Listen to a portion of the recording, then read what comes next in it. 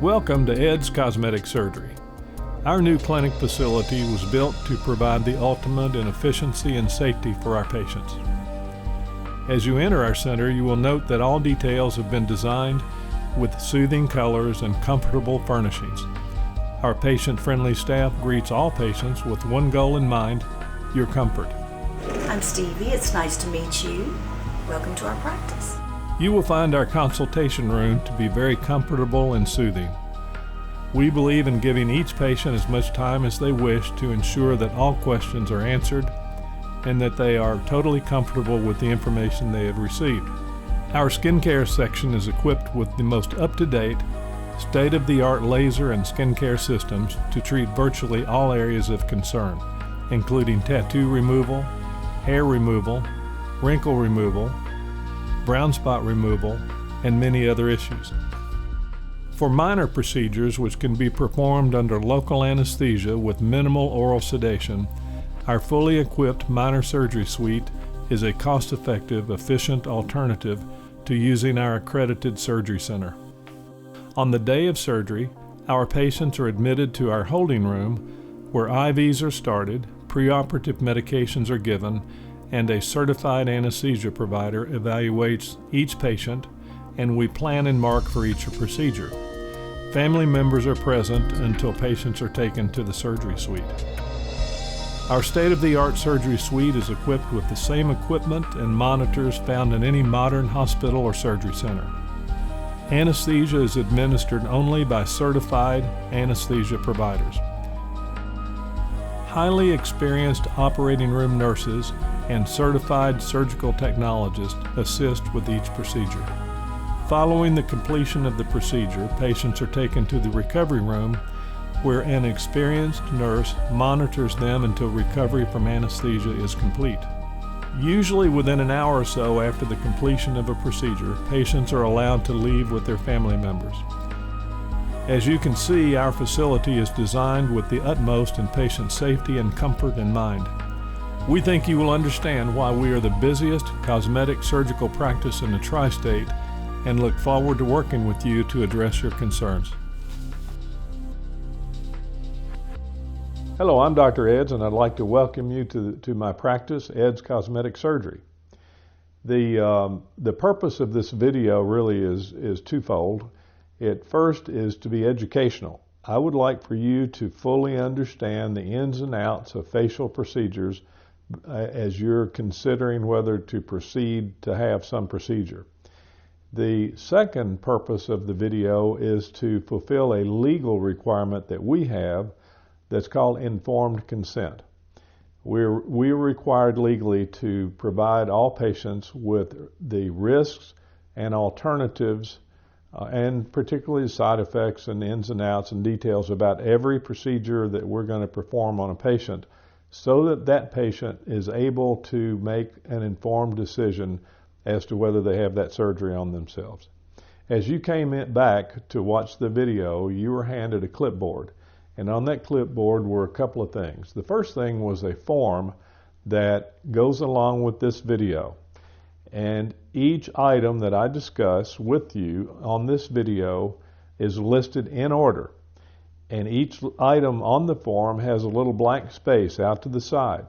Once you've heard each item discussed, and if you feel that you're fully informed about that specific thing and you don't have any questions, I'd like for you to initial, don't check it, but initial it with your initials, your first and last name, in that space so that we know that you understood the details about that specific point.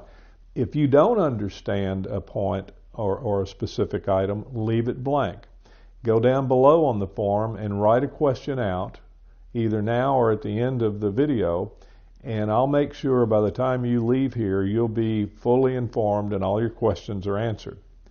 The other thing that was given to you is a biographical sheet that describes to you my background in terms of education, training, board certifications, academic appointments, hospital privileges, and so forth. So that's just something for you to review, and a little bit further down on the form you'll see a little initial check where you'll check that you've read that and understand my background. When we talk about facial procedures, it's important to understand that there are many, many, many options available to patients today. And those options vary from many non-surgical procedures, injections, fillers, a variety of laser devices, and the list just goes on and on. There are so many things that are marketed to patients these days that it even confuses me sometimes. The things I'll be talking about on this video are specifically surgical procedures, which makes up the majority of my practice. And the first things we'll talk about are eyelid surgery. And when we're talking about eyelid surgery, we think about, well, what are the indications? Why would a patient consider eyelid surgery? And so we have to really break that down into upper eyelid versus lower eyelid. Taking the upper eyelid first, the primary reasons for operating on the upper eyelid is when patients get extra skin that hangs over the eyelid, sometimes even to the point of touching the eyelashes. It can obstruct vision, so it can be a medical issue to that degree. But generally it gives people a tired look or an aging look that they don't like very much. And the second thing we see in the upper eyelid is a fat pad that is located next to the nose in the upper eyelid that sometimes bulges out there. And that's the other thing that's addressed with upper eyelid surgery. Upper eyelid surgery is basically performed through an incision that is about 1/4 inch above the eyelashes where you have a normal natural crease anyway. And if the resulting fine line scar lies in that crease, then when your eyes are open, it should not show at all. And so that's why I think cosmetically it's a nice procedure. The upper eyelid procedures are usually performed in our minor surgery room. And the process for that is that the patient comes in the day of surgery. If this is the only procedure they're having, they come in the day of surgery, they're given some oral sedation, then there's some numbing drops placed in the eye, then the eyelid is covered with a topical anesthetic cream that stays on about 45 minutes. At the end of that time, when that's wiped off, the skin is really numb. The patient's nice and sedated, and then the excess skin is marked in the areas for the excision, and then those areas are infiltrated with some local anesthesia. This is minimally uncomfortable. I've never had a patient who's had it that way say they wish they'd had it another way. The patients tolerate it very well, and most patients say they felt little or no discomfort. The procedure then is basically to remove the skin.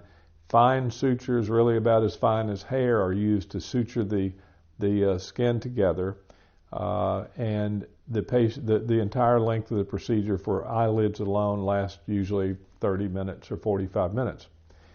The sutures stay in 1 week and are removed. The eyelid skin is the thinnest skin on the face, and so it's not unusual. In fact, it's almost expected that there may be a little bit of bruising with upper eyelid surgery. And so that's something we see, but I guess the only good thing about bruising is it goes away. In patients who are extremely nervous, who don't feel they can tolerate the procedure in the minor surgery room under that sort of anesthesia, have the option of having the surgery done in our surgery center. The upside to that is you're snoozing through the procedure and don't feel anything for sure. Everything else is the same with the procedure. The downside is that it is significantly more expensive because at that point I'm paying a certified anesthesia provider to come in and give the anesthetic.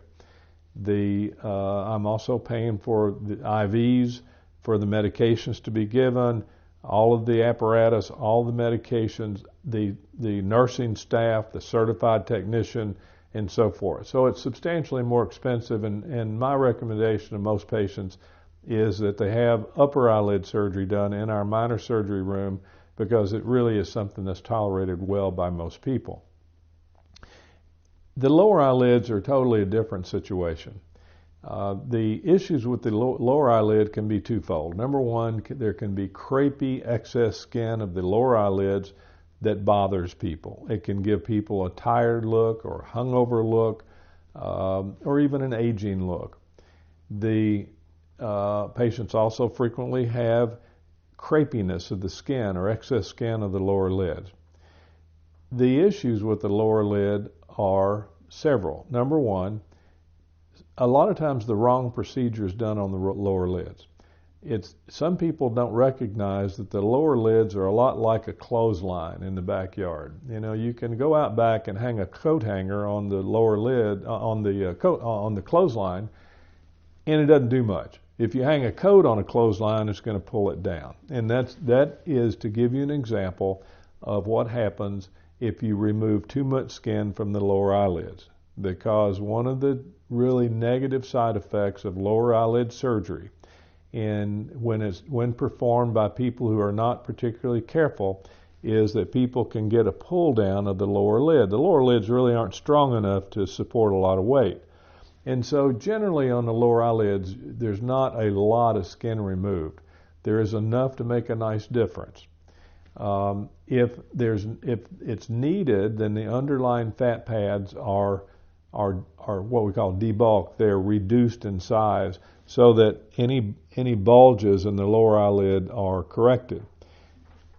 The thing that keeps the procedure safe from the standpoint of the healing is a safety suture that's placed from the muscle just under the skin up to the rim of the eye socket that anchors that in place during the healing process and helps prevent any pull down of the eyelid. That procedure is performed frequently in conjunction with the upper eyelid procedure. The incision is immediately below the eyelashes. Cosmetically, it's an excellent scar that's undetectable even without makeup. And I think most patients do very well with it. In some patients who have no need for skin excision,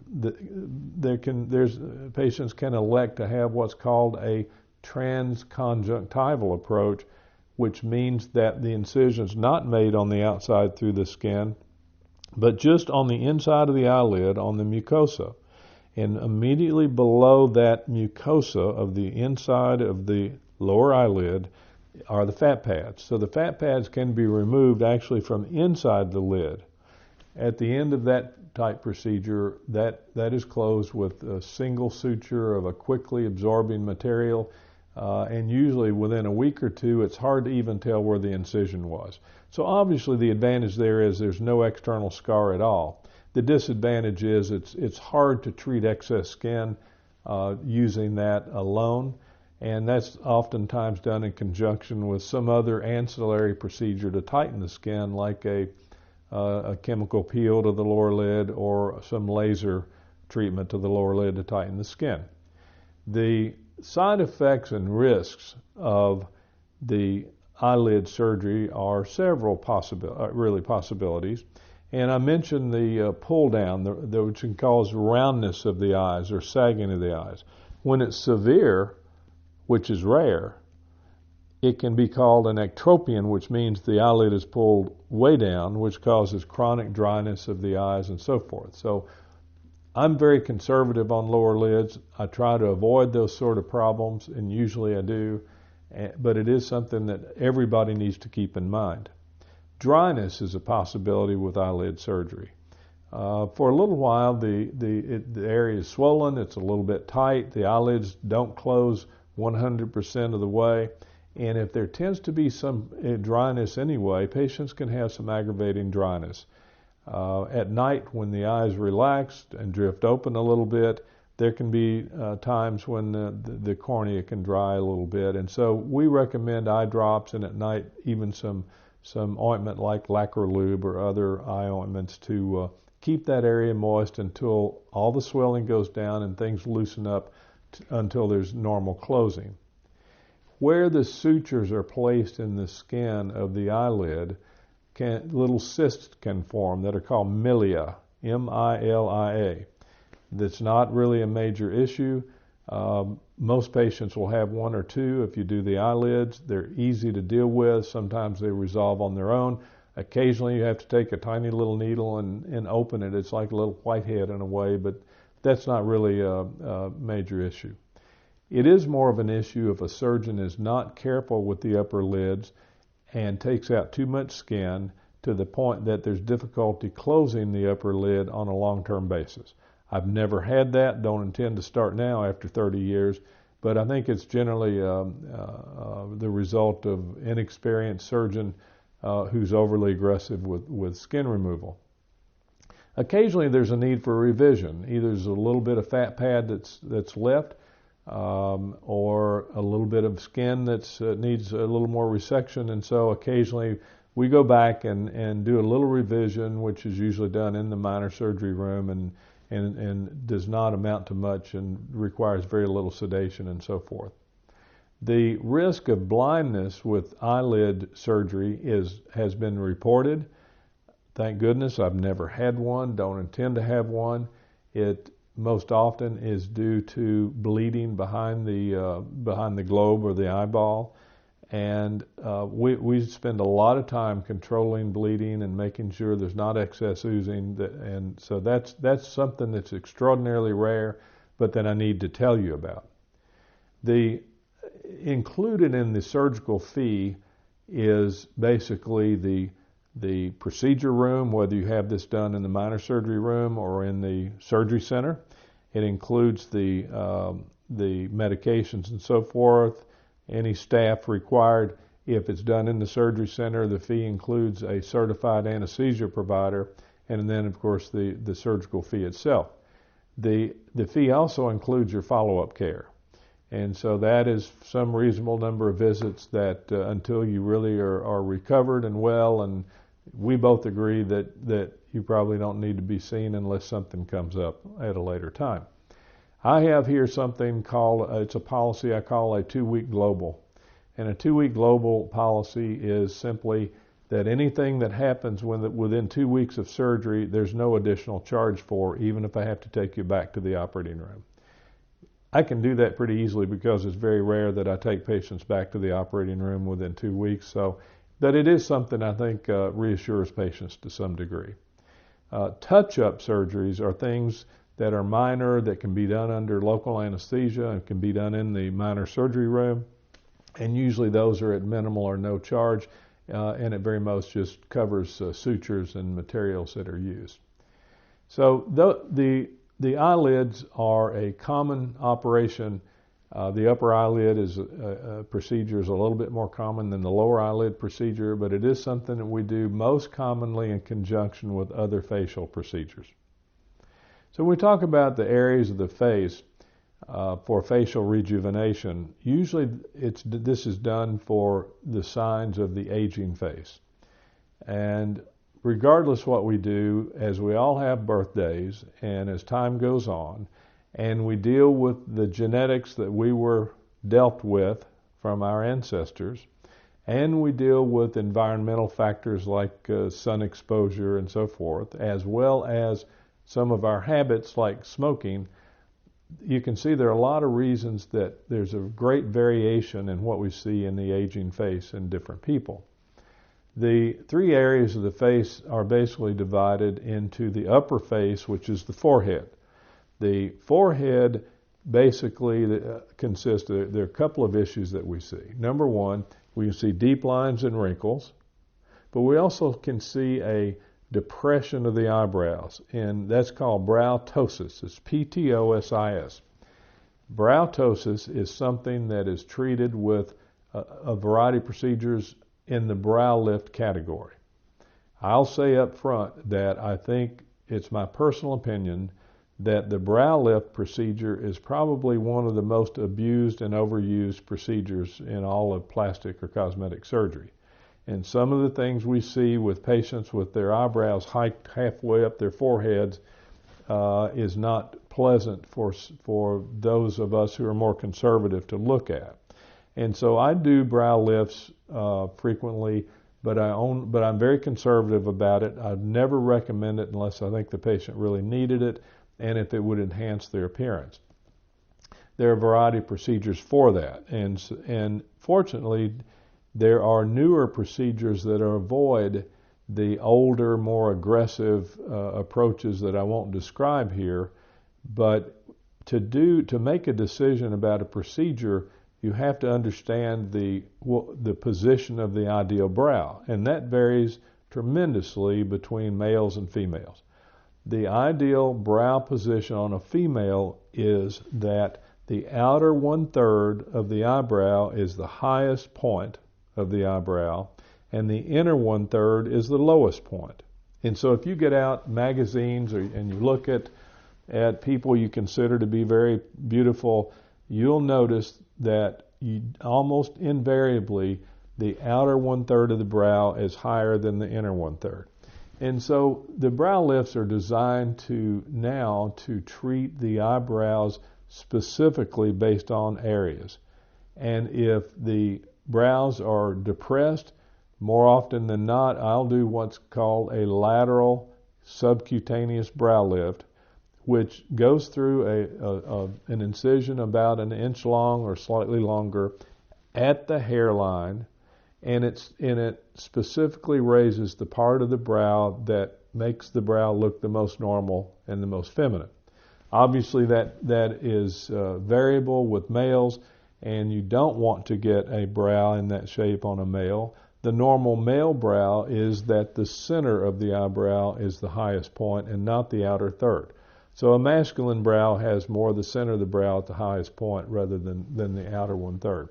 So we vary that from patient to patient, and more specifically, I'm conservative on doing these procedures and won't even recommend it if I don't think it's significantly to your advantage.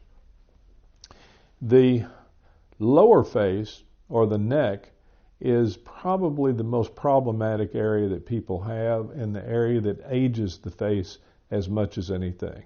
And if you go out and start looking around at people when you go out to eat or you go to church or whatever, and you start looking at people older than you, say that are in their 70s or 80s, what you'll notice, in addition to the eyelids, which can be aging, but you'll notice specifically that the neck changes a lot. And the changes that you see in the neck is the loss of an angle between the chin and the neck. And sometimes the neck just pretty much goes straight down from the chin to the collarbone. So that ages the neck a lot and gives an overall appearance of the aging face. The second thing you see in the neck is banding, and you'll see a lot of times two bands in the neck, one going down each side of the neck toward the front in an upside down V shape. And those bands are muscle bands, and it's the front edge of a muscle called the platysma muscle. And so if you don't address that area and you don't address that banding with facial surgery, you essentially don't have a happy patient, or what I would consider a good result. And so the lower face can be done independently of any other surgery. I have patients come in and who only have an issue with the neck. They don't need anything else done or don't want anything else done. And so at this point, we can do what's called an isolated neck lift. And an isolated neck lift is basically something that will treat the neck from the jawline down. It does nothing to the midface. It does nothing to the jowl fat pads that tend to heap up in this area. But it does improve the angle of the neck. And it involves a couple of incisions. One incision is a horizontal incision in the shadows under the chin, where a couple of things are done. Either there's some liposuction done to remove fat in the neck and uncover those muscles, which are then sutured together in the midline down, usually to an area just past the Adam's apple. And then there's a release of the muscle a little bit to allow the angle to form here and improve the neck, the aesthetics of the neck. Then the second incision is primarily in the crease behind the ear. It comes down to the earlobe. It goes over to the hair up fairly high, and then comes around the earlobe and up a little bit in front of the ear. And the reason for that is if you take your fingers and you move the skin up like this, and to simulate a neck lift. So you're moving the skin up and back. You'll notice that there's some skin heaping up in front of the ear right here. So that short part of the incision in front of the earlobe here is designed to get rid of that heaped up skin, and so it'll look flat and normal. So most of the scar is hidden. The scars are cosmetically excellent. The scar, generally they're in the crease behind the ear, or they're up high enough that you don't see it. There's not scar down on the neck where it's really visible at all. And even wearing short hair or with the wind blowing the hair back, this is not something that's visible in most cases. But the same muscle that's sutured together in the midline and the neck up front is the same muscle goes back over the neck and up over the cheek. That muscle is anchored through that incision back here. It's anchored up and back to this mastoid area. And by doing that, it creates a sling effect. And that sling effect is what gives you a long-lasting result and is what's going to basically keep patients happy for a long period of time. The isolated neck lift is essentially the lower half of a full facelift. And only a few years ago did people realize that could be done independently of doing this upper part of the face. So an isolated neck lift is indicated when patients don't want or don't need anything done other than something done with the neck. The midface basically is defined as the area from the rim of the eye socket down to the jawline, and then it includes the jowl pad. And so the midface lift essentially is a procedure that lifts and suspends the midface. It improves the jawline to some degree, brings the jowl pad up and back where it needs to be, and it also removes excess skin. It does improve the deepening folds that people have in this area that are called the nasolabial folds. It does not totally flatten them out, nor would a patient want them totally flattened out because it's a normal structure. When the patients have a midface lift, the incision extends up either in front of or behind this cartilage called the tragus, and then curves up in a normal skin line to the sideburn area, and then curves up under the sideburn in a way that hair covers the scar after healing.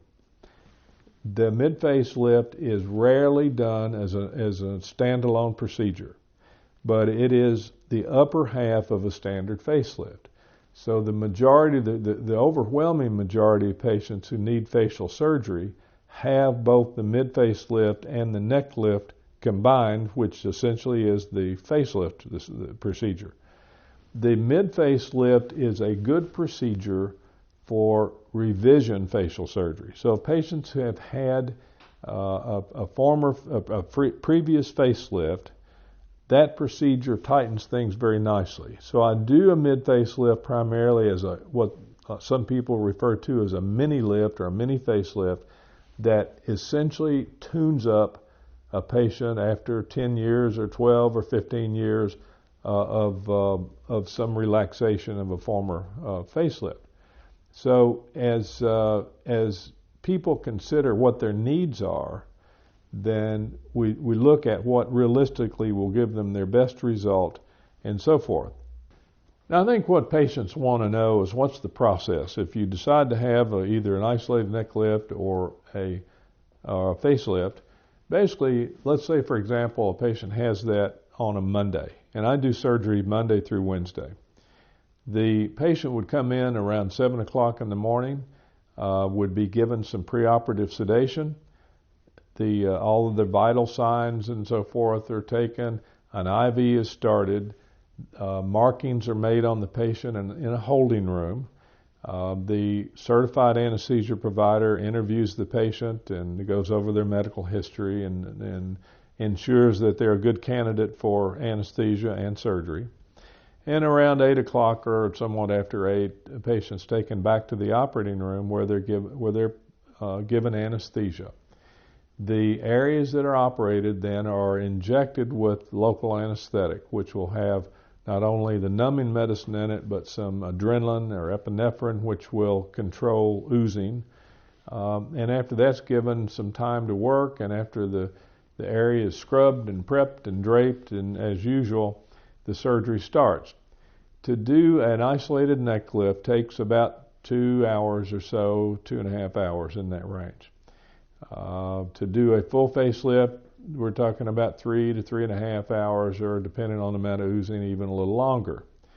At the end of the surgery, when everything is sutured, a dressing is placed. Before dressings are placed, there are drains that are placed behind the ear and the hairline. They're small, very small drains that usually stay in only 24 hours. Then the dressing's placed and the patient's taken to recovery room, where they're recovered by a recovery room nurse. And just like any outpatient setting, at our accredited surgery center, patients are kept until they're stable and ready to go home. And then they go either home, or our out-of-town patients usually stay locally. They leave in company of relatives or friends who stay with them the night of surgery. Then I see the patient the next day. Say, for example, that'd be Tuesday. The dressing's changed, the drains are removed, everything's cleaned up. A lighter dressing is placed that stays on for 24 hours.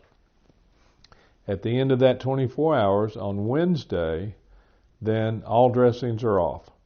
You can use some Johnson's baby shampoo and take showers and shampoo your hair and get the ointment and other material out of your hair, comb it out, and of course feel a lot better when you're cleaned up. The key to recovering and keeping the swelling and bruising down is, during the first few days, is to try to keep your head above your heart and allow for less edema, less swelling, and some less bruising. Ice packs can help, and we'll talk to you in a lot of detail about all of these nursing sort of things should you decide to have surgery. Then at 1 week, you come back in. Most of the sutures are removed. I usually leave a suture at the tip of the earlobe and one up high here in the front and high in the back. And those are left in for an extra few days just as safety closures to make sure that nothing opens up that we don't want. Usually by 3 weeks, most of the bruising and swelling is gone. And by 6 weeks, most women and men could be in a wedding if they wanted to be, because they look great. So the recovery really is about a 6-week period total, but at 2 to 3 weeks, you're able to get out and do what you want to do and lead a fairly normal life at that point. The one thing I think is really important is to consider an area it's a little bit of a special area that I call the central triangle of the face. And the central triangle of the face is the area that follows these nasolabial folds down to the jawline and across the chin. It's really impossible to pull hard enough on a facelift to pull lines out of the upper lip. We all have seen those patients, those folks who have had overly aggressive surgery and look funny. They look surgical and operated on. They don't look normal. You can name stars who have had that. Some stars pay a lot of money to have really bad surgery. But I don't need to mention names, but we all can think of some of them. I think the key to this is that to get a good result, to me, is a natural result. And a natural result simply means that when you go somewhere, you go out to eat or whatever, and people see you, that they don't look at you and think, well, this person's had a facelift, but rather they look at you and think, gosh, you look really good, you look rested, or you look a lot better, or whatever, but it's not something that's so obvious that you've had surgery per se. But back to the central triangle of the face, that area cannot be treated by surgery, by pulling the lines out and so forth. In those areas, we can use resurfacing with laser or chemical peels. We use fillers that are specifically designed to fill lines and wrinkles in this area. And in most cases, when that's an issue with the patient, we do that at the same time we do the facial procedures. And so don't get the idea that severe problems in the central triangle will be taken care of with a facelift, because they certainly will not. At this point, I want to talk about some of the side effects and risks and complications of facial surgery. Bruising and swelling is normal. I mean, it's hard not to do surgery and have no bruising and no swelling. That's something we see. It varies from person to person. Some people are easy bruisers, others don't bruise a lot, but everybody bruises some.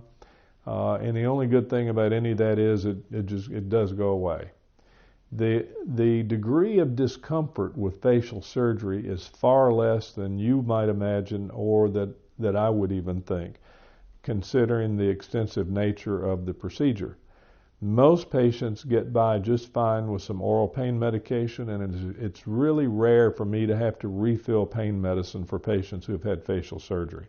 It's simply not as painful as a lot of other procedures. When the skin is lifted up, and not to be too graphic here, but when the skin of the cheek, for example, is lifted up, then the tiny little nerve endings that supply sensation to the skin in this area are obviously cut. It can take up to a year for those nerve endings to grow back to give you normal sensation to this cheek area in the upper neck area under the earlobe. So having some numbness for a long time is totally normal after doing facial surgery. The most common nerve injured with facial surgery is a nerve that supplies sensation to the earlobe that's very superficial under the skin, and in some patients it's very difficult not to injure that nerve, although we always try not to injure it. The only downside to injuring that nerve is a numb earlobe, and so instead of feeling to put a pierced ear ring in, you have to look sometimes, and it's more of a nuisance than a real issue. In 30-some years of performing this type surgery, I have never, knock on wood, to this point had any permanent damage to a nerve that moves the face. I've never paralyzed a nerve that moves the mouth or whatever. Don't intend to start now. That's always a risk, but it's something that I simply am careful about, and I've just simply not seen. It's normal during the healing process to have itching. Itching is just something that, as nerve endings grow back, the area can itch a little bit, and so it's important to understand that. You can rub gently, but the main thing is don't pick. Picking can disrupt the incisions and cause more scarring and so forth. There are sutures placed in the muscle as the muscle is brought up and back and anchored under the skin, and so it's normal to have lumpiness. Some areas may be a little bit more swollen than others, so lumpiness is something that resolves over time. Pigment changes occasionally occur. I see it more in the upper neck. Some people develop a blush that can stay around for quite some time after surgery. It's a normal thing. We don't know why it does it in some people and not in others, but it is something that generally resolves fine without an issue. Abnormal scarring is something that you don't see very often. I've not ever seen what I consider a keloid or really severe scarring with facial surgery. It is possible, I assume, but it's not something I've ever seen. Scarring can be seen more when there's an issue with healing, where there's a skin breakdown or whatever, but it's having abnormal scarring like that is not something that's very common. Usually the scarring from this type surgery is quite good. And when it's healed and the redness goes away from the scar, it really is what I'd consider a good scar. Some people will react to sutures, and they're usually the sutures that are placed under the skin, the absorbable sutures. I have used, I guess, every absorbable suture ever made, and I believe in 30 years I've seen at least one person react to each suture. And so you can't predict that. It's not really common, but occasionally people have suture reactions, and even some of the deep sutures have to be removed as you go along. One of the complications that's a real aggravation is called hematoma. Now, at the end of facial surgery, you're not going to close up the area until you're really sure that you have the bleeding control, and you what's called cauterize or stop the bleeding before you close it.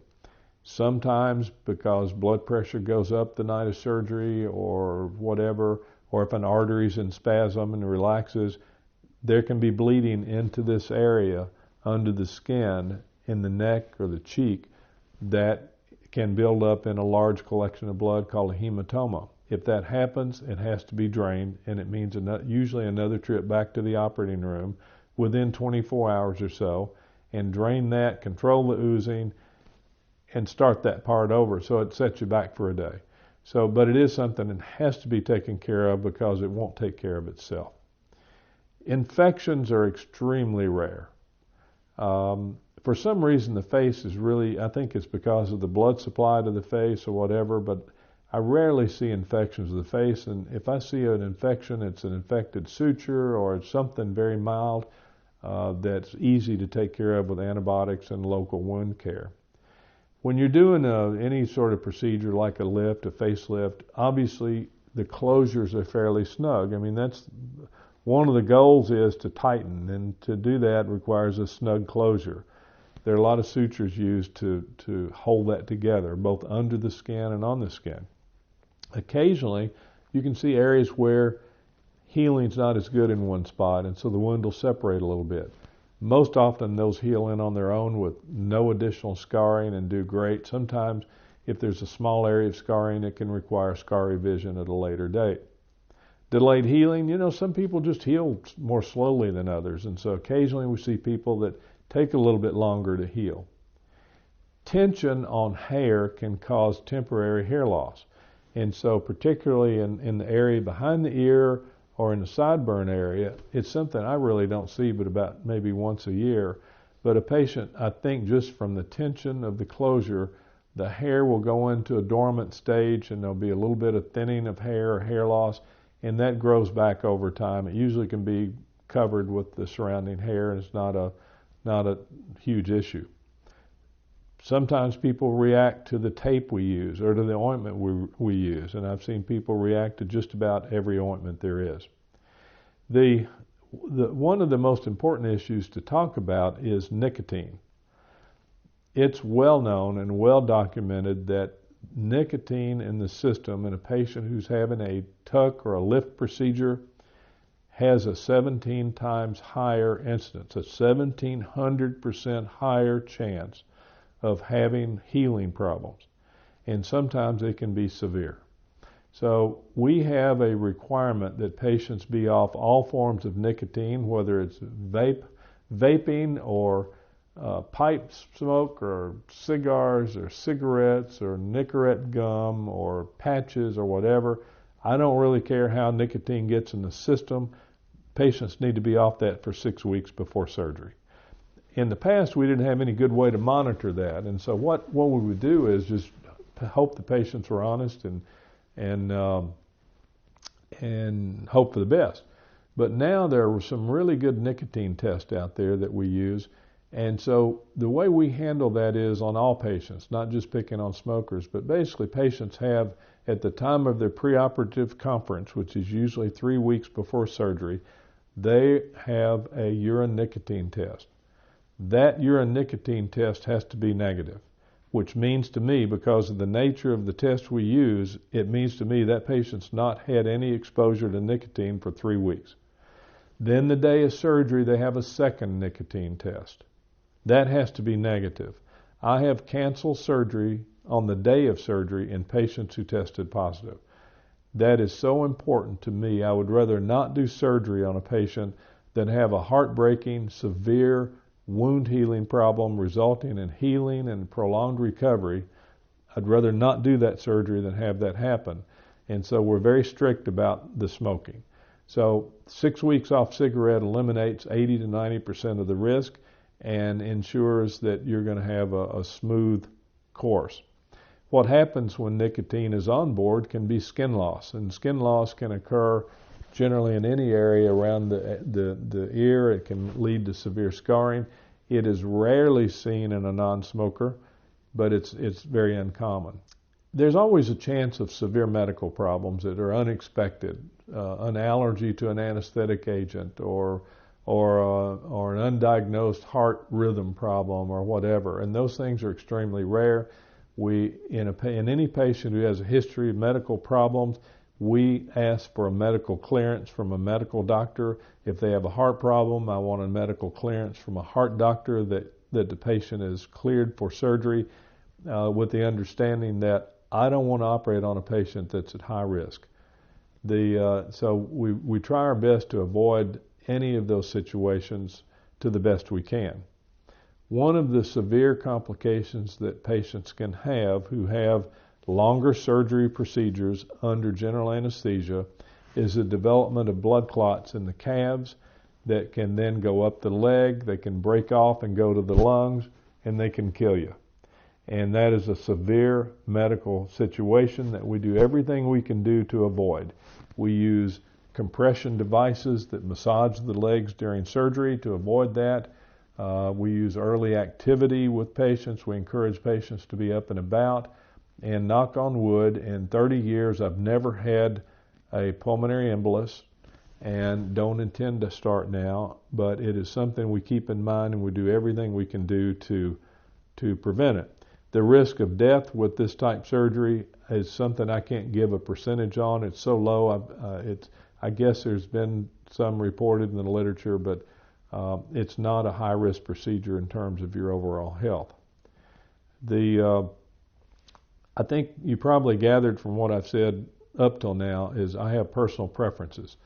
My personal preference is that you end up with a natural look, but that you look younger and better. And in general, if we put you back on that conveyor belt of aging, I'd like to put you back 8 or 10 years. I can't put you back 30 years, and anybody who tries to do that makes people look stupid.